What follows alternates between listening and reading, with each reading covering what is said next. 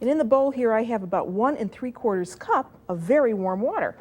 And to that I want to add, about 1 1/2 tablespoons of dry yeast. And I just want to stir that around a little bit and let that do something called proofing. And that means that the yeast begins to work and it gets foamy.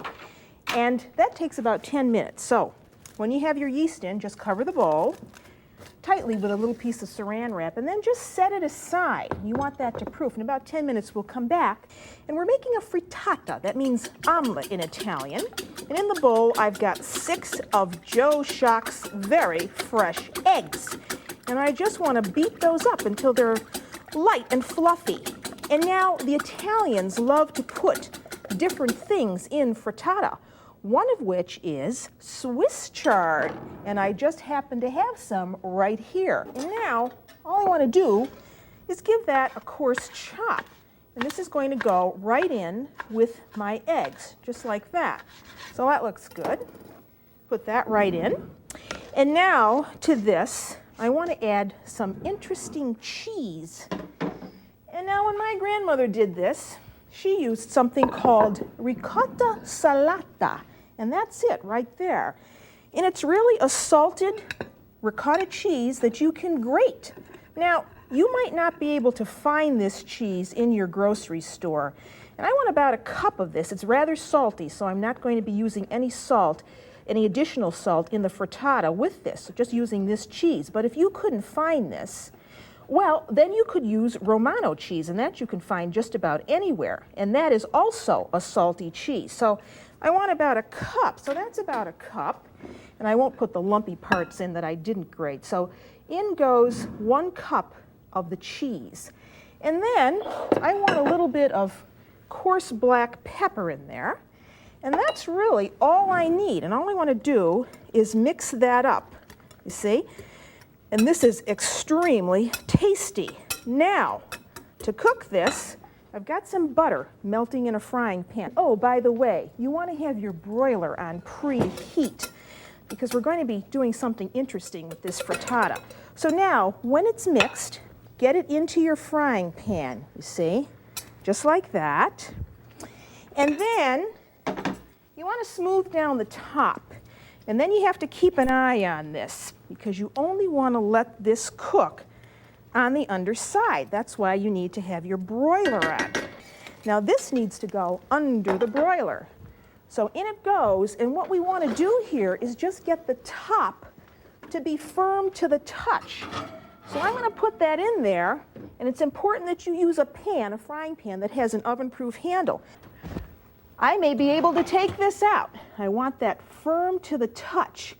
And it's just about there. It needs, maybe about a second more. So when yours is ready to come out, well, you're going to have to turn it out onto something. And here's mine, a board. So let me see.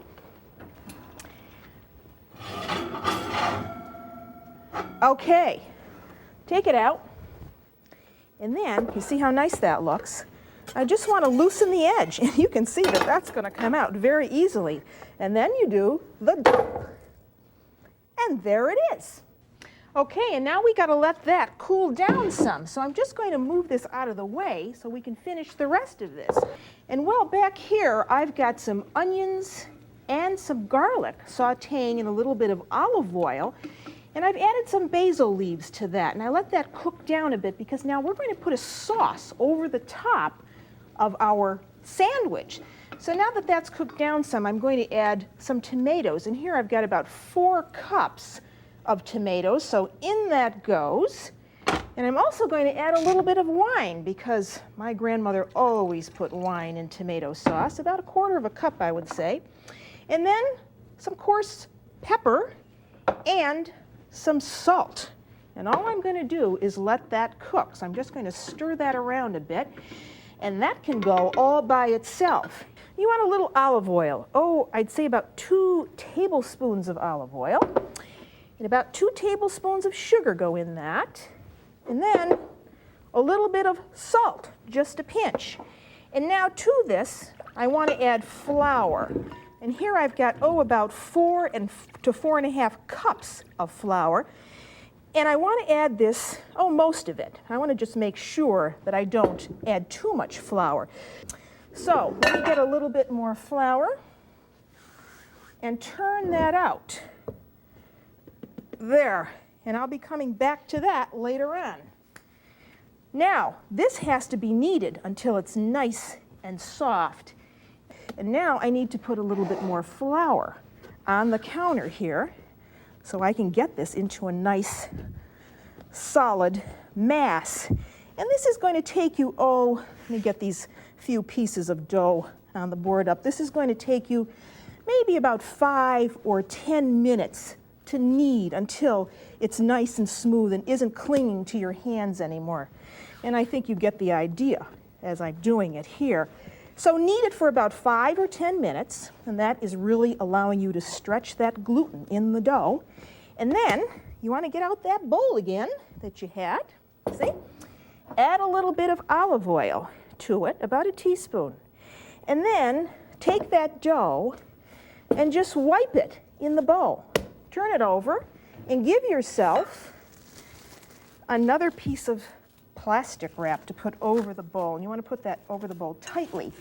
Then put that off to the side and let that rise for about another hour, an hour and a half until it's double. And punch that down a little bit. I'm going to put this out onto a floured board, so I need a little bit of flour here. So there's my flour.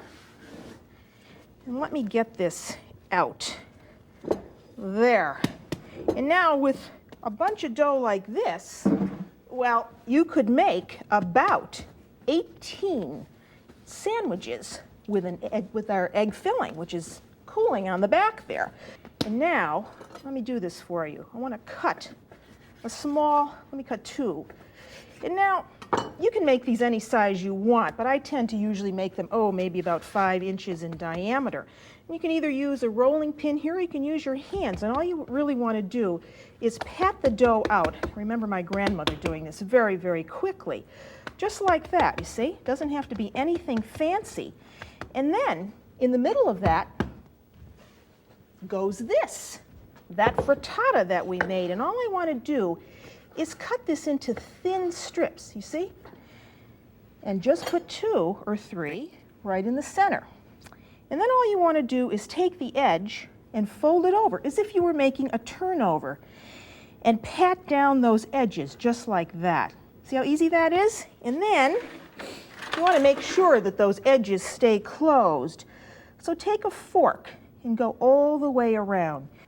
So in go mine. There's one, and there's the other one. All right, these are doing nicely, you see, but they still have a way to go. They need to be nicely browned, and I'm just going to flip them over to the other side, and I may have to come back and do that a couple more times. You want to drain them onto brown paper, and this is what I use, just a brown paper bag, and they're still not ready. So let me show you what they look like. And here they are, you see, all ready for the eating, except they need one other little thing, and that is tomato sauce.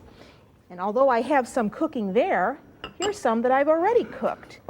And when you eat these, all you want to do is take some of that sauce and spoon it, you see, right over the top of each one.